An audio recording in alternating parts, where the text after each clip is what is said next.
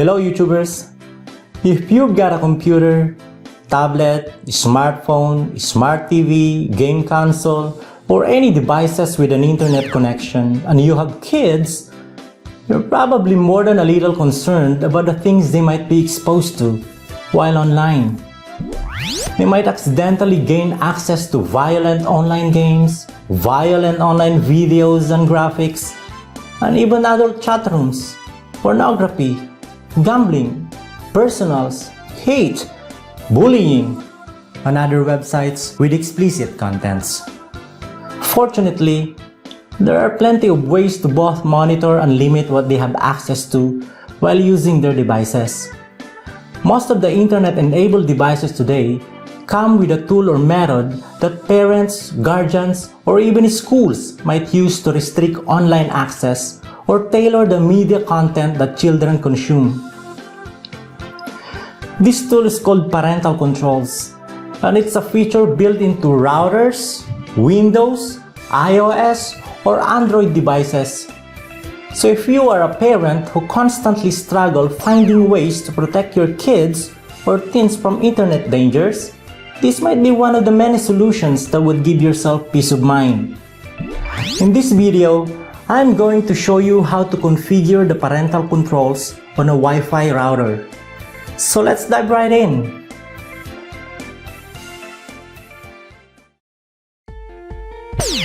Okay, I come up with an easy to understand diagram just to illustrate what I am trying to accomplish in this video. Nothing standard. It's just my way to clearly illustrate the connections and the effect of parental controls in each of the devices once it's implemented in my Wi-Fi router. Because of the multiple devices in the diagram, it would be best to represent the two sets of devices with red and green triangle. Kids' devices on the right have limited access, and parents' devices on the left would normally have full access to the internet. This diagram is created mainly for illustration purposes. Now, once the parental controls on the router kicks in, all of my kids' devices must adhere to the access policy that I'm about to create. These include number 1, blocking the specific websites that I deem inappropriate for my kids, and number 2, setting up time limits so that their devices could not access the internet between specific hours of the day or specific days of the week. Plain and simple. Let's continue.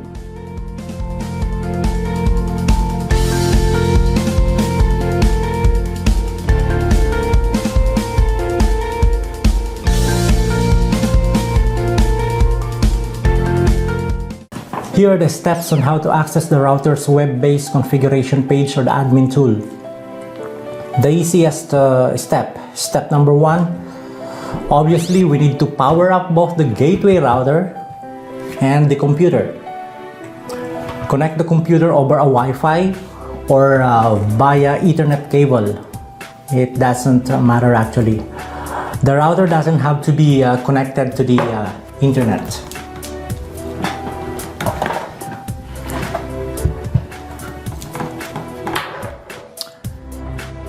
Before I proceed to step number 2, I need the router's login information. I need the router's IP address, the router's login username, and the router's login password. There are two options on how to obtain them. Option number 1, all the login information for a router can be obtained from its manual or search online for the brand and model number of your router. And option number 2, the router's IP address can also be obtained in Windows. I want to show both options. As I've said a while back, the login info can be found in the router's manual. Here's my router's PDF manual that I downloaded from the manufacturer's website. Double-click to open the manual. Scroll down to the table of contents.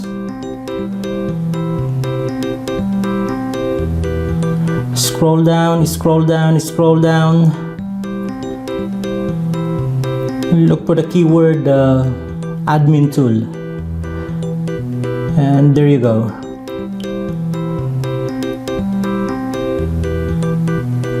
In most routers, login information for the router can usually be found in router admin tool or IP configuration part or page of the manual.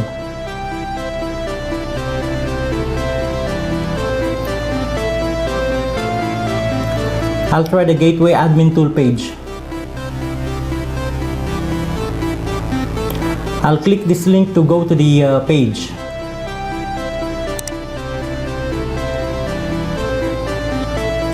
Obviously, the login information that we are looking for is in this page.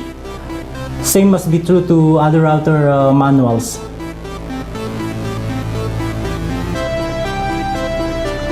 The router's IP address is 10.0.0.1.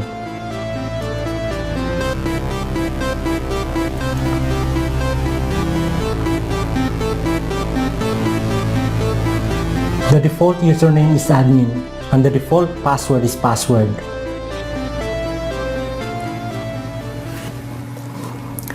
Note, it is recommended to change the default password to secure the router. If you change and forgot your password, the only way to access your router is to reset the router to the default settings by pressing the reset button at the back of the router.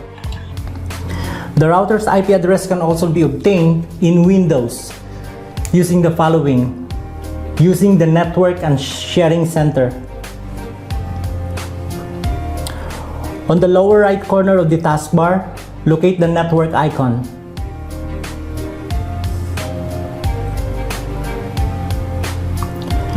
Right-click the network icon and select Network and Sharing Center.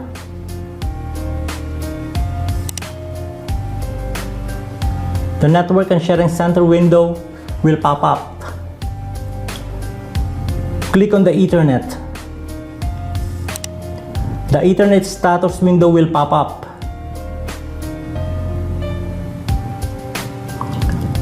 Click on the details.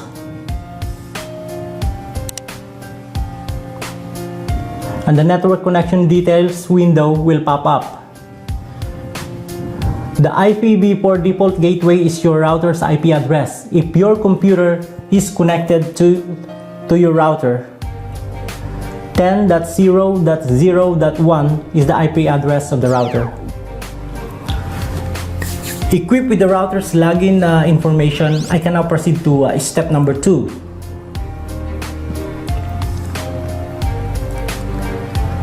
Step number 2, open a web browser, Google, Yahoo, or Firefox, it doesn't matter. I will use Google.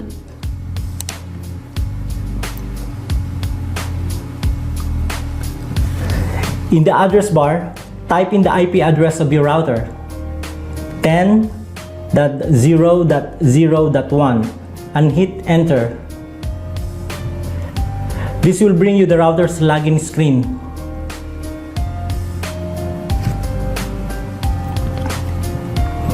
This is my router's login page. If this is your first time to log in, use the default username and password. The username cannot be changed and it's always admin. It is recommended to change the default password to protect your router from unauthorized access.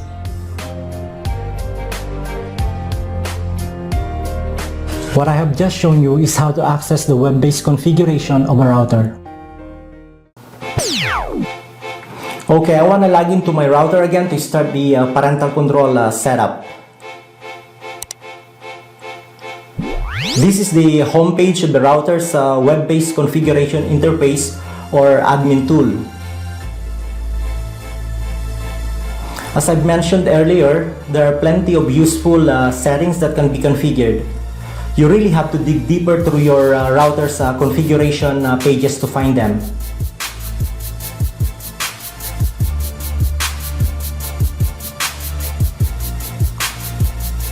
Say for instance, you can click the change password link to change the router's login password.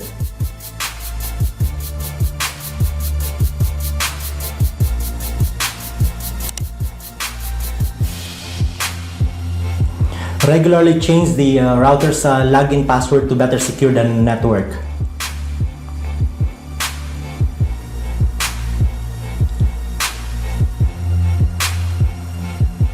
You can also manage the Wi-Fi settings by clicking Gateway, Connection, then Wi-Fi.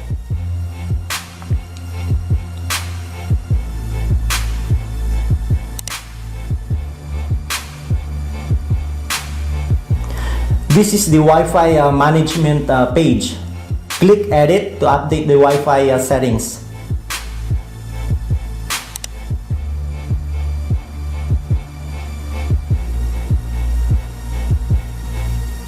In this page, you can disable the Wi-Fi, change the network name or SSID, change the Wi-Fi password, and a lot more.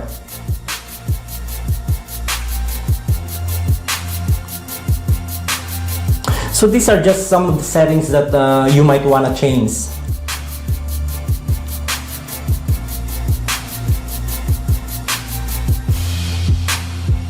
Now, I'll go ahead and click the parental control link, as this is the main focus of this video.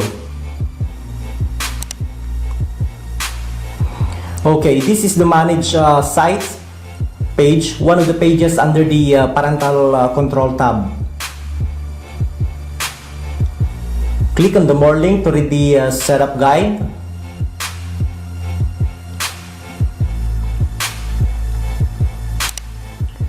This note explains how to configure the buttons and other setup parameters.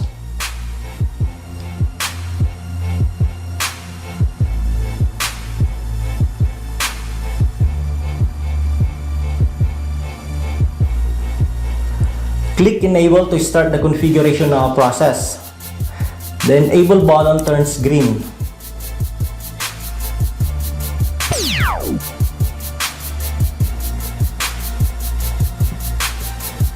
Click Add to go to the Add Block site page.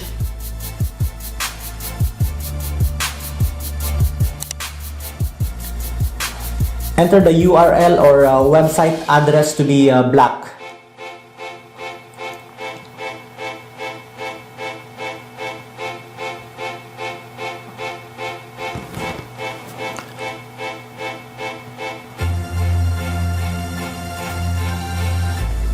Beside the Always Block option, click Yes if you want to block the website always 24/7.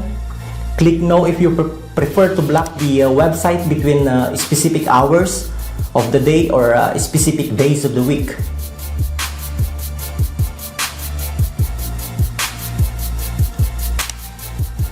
I'll select Yes for now to make the illustration easier. Then save the setting. The website will automatically be added to the block sites. The access policy is always block.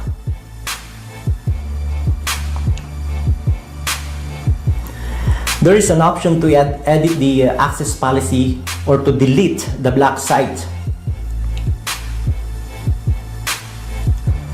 Let's see the edit option.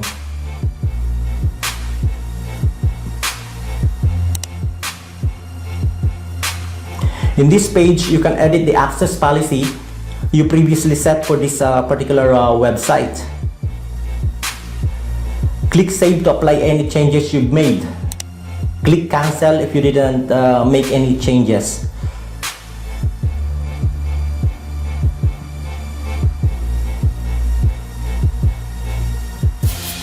I'll add another website, so I'll follow the same steps.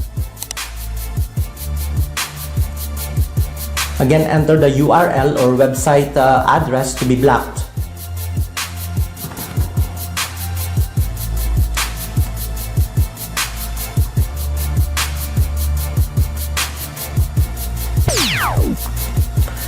Then create an access policy. I'll select Yes again to block the website always.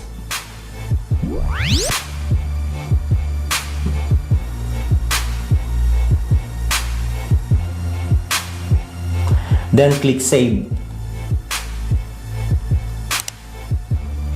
As expected, the website will automatically be added to the black sites.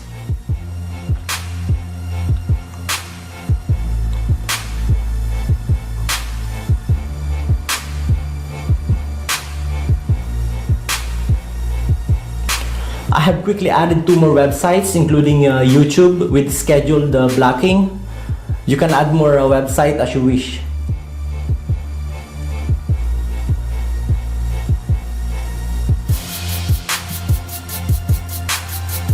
Okay, we're not done yet with the setup. Scroll down to where it says Trusted Computers.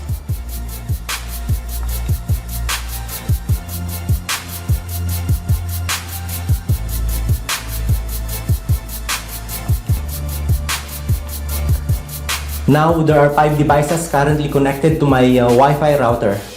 Number 1 and 2 are parents' devices, while number 3, 4, and 5 are my kids' devices.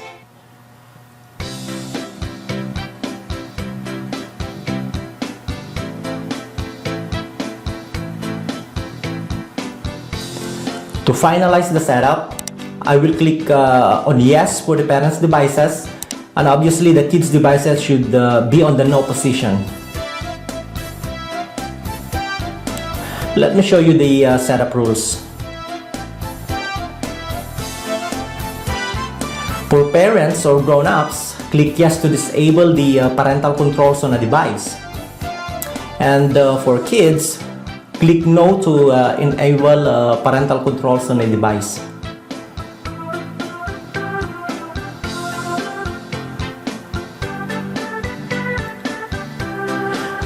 I think that's it.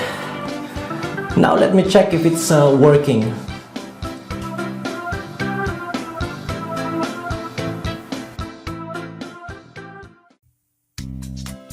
Okay, testing time. I have here the Windows, iOS, and Android devices. These devices are all connected to my Wi-Fi router. I will attempt to go to the websites that I have just added to the router's black sites list to see if the rule is working. I want to start with the iOS device or the iPad.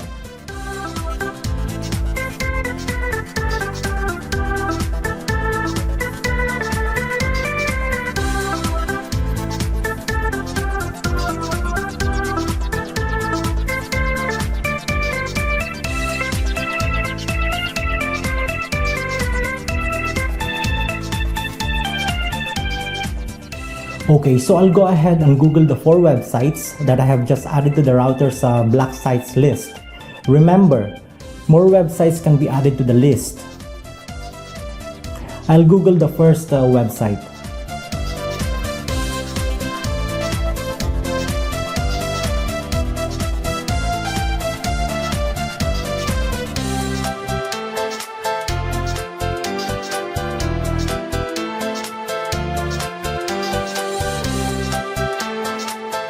This is a message from the router that the website youtube.com is blocked. I'll Google the second website.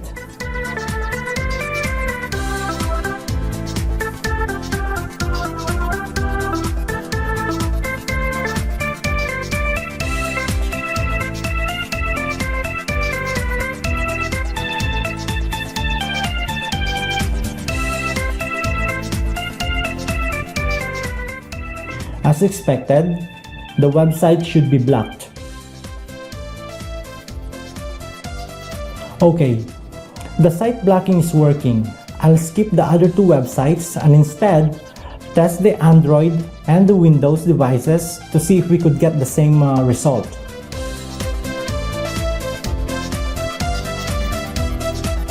Next would be this Android device.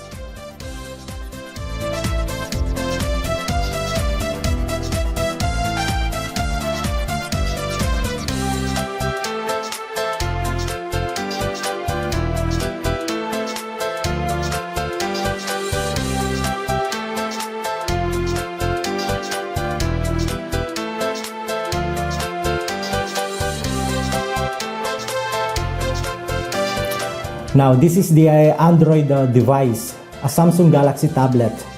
Like the iPad, it is expected that the 4 websites can't be accessed through this device. Let me Google the 2 websites real quick to check if the router site blocking feature also works on this device. Again, I'll Google the first website.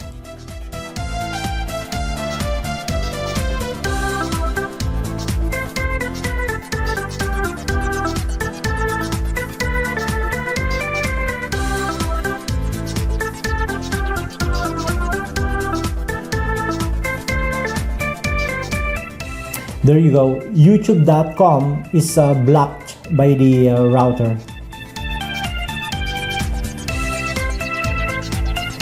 And the next website,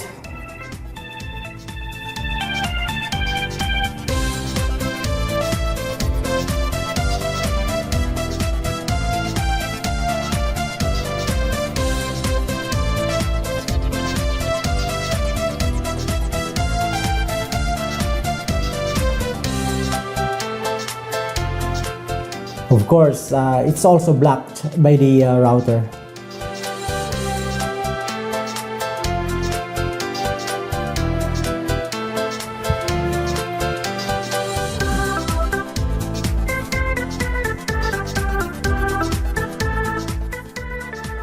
And the last device that I'm going to check is this Windows.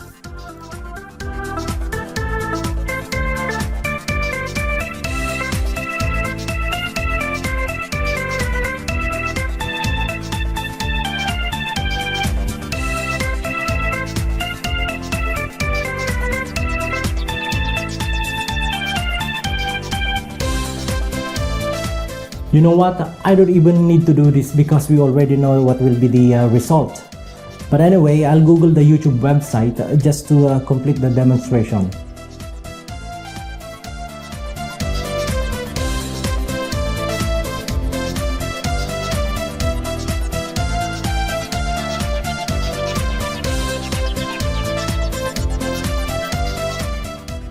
And the YouTube website can be accessed through this device also.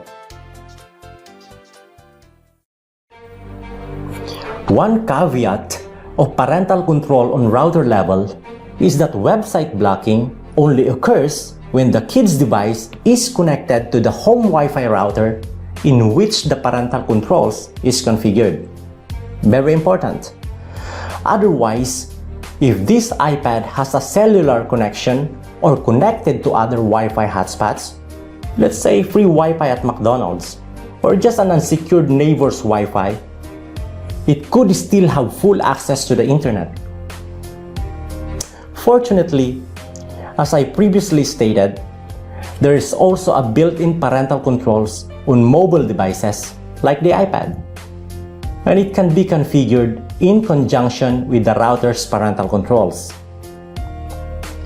This is beneficial particularly for those kids who frequently bring their gadgets outside of their home network. In my subsequent tech videos, I'm going to demonstrate how to configure the built-in parental controls on iOS, Android, and Windows devices. Opportunities for digital learning are arguably limitless. As a parent, I would likely allow my kids to use technology for learning and more. But of course, I want to be proactive by making sure that my kids use the internet safely and securely. Isn't it so amazing to have peace of mind knowing that our kids are safe from internet dangers while using their devices? Thanks for watching. Hope to see you again in my next videos.